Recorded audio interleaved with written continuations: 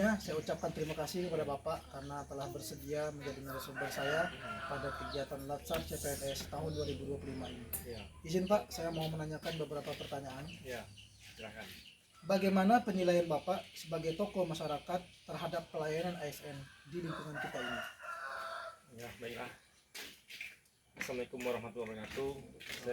Saya sebagai tokoh masyarakat menilai ASN di lingkungan kita alhamdulillah sudah sangat baik.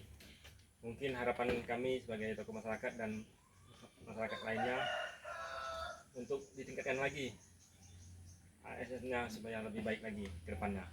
Menurut Bapak, Ya. apakah masyarakat merasa ASN di sini sudah transparan dan bisa dipercaya dalam menjalankan tugasnya? Menurut saya sebagai tokoh masyarakat, alhamdulillah ASN di sekitar wilayah kita ini alhamdulillah sudah transparan dan dapat dipercaya.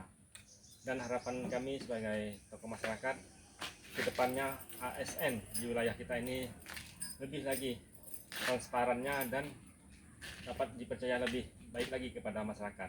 Terima kasih. Baik, terima kasih Pak. Ya. Baiklah, Pak izin bertanya, menurut Bapak apa pentingnya ASN terus belajar dan menguasai pekerjaan? Karena ASN itu kita selaku aparatur sipil negara memang harus banyak belajar, apalagi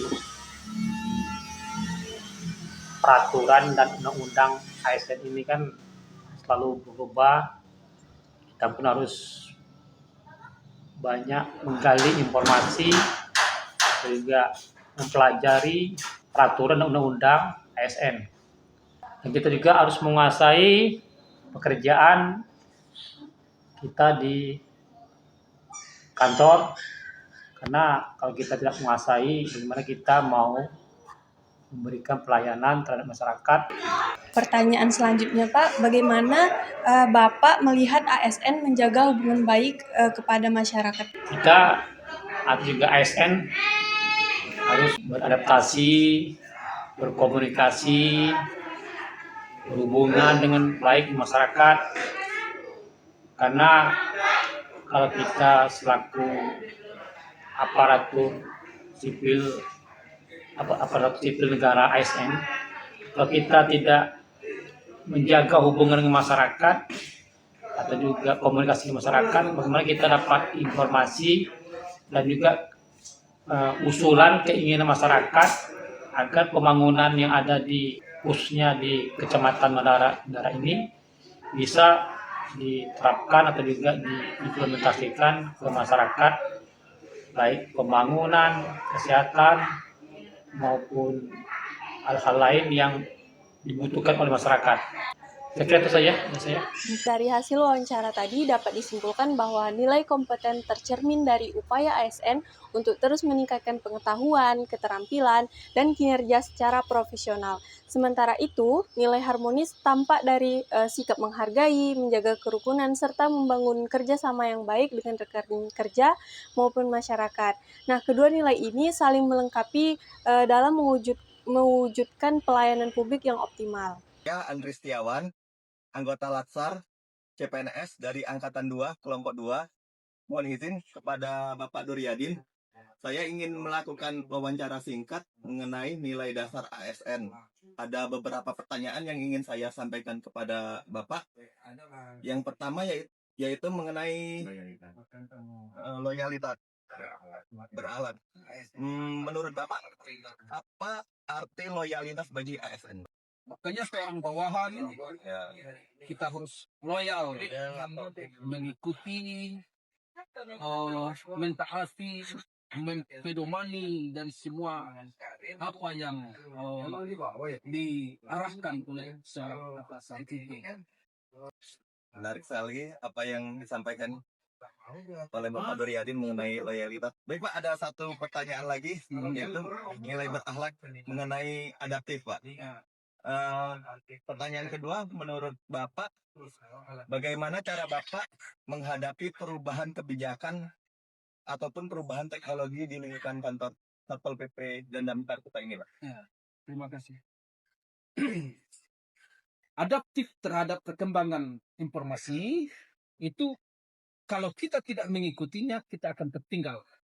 Kalau informasi teknologi itu kalau kita tidak ikuti, teknologi itu yang akan meninggalkan kita.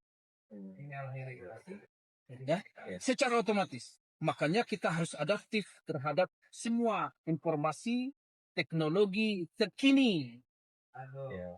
Sekarang itu ada AI gitu. Ya, itu harus kita ikuti. Kalau tidak kita ikuti, kita akan tertinggal dengan itu. Dia akan berkembang. Begitu deh. Kalau Terima kasih Bapak Ya. atas waktu dan jawabannya. Semoga dapat menjadi pembelajaran bagi saya sendiri dan teman-teman ASN semua nantinya. Ya. Terima kasih. Sama. Baik, kesimpulan dari hasil wawancara yaitu loyalitas bagi ASN di Satpol PP dan Damkar adalah setia, taat, dan sejalan dengan perintah pimpinan demi kepentingan organisasi dan negara, namun tetap berpegang teguh pada peraturan. Adapun pada nilai adaptif, ASN harus mau belajar dan menyesuaikan diri dengan perkembangan zaman. Kalau tidak mengikuti perubahan, maka kita sendiri yang akan tertinggal. Assalamualaikum warahmatullahi wabarakatuh. Waalaikumsalam warahmatullahi wabarakatuh. Menurut Bapak, bagaimana membangun kerjasama tim yang efektif? Membangun kerjasama tim yang efektif, teamwork yang efektif. Kalau menurut saya, membangun tim, salah satu tim merupakan hal yang sangat sulit.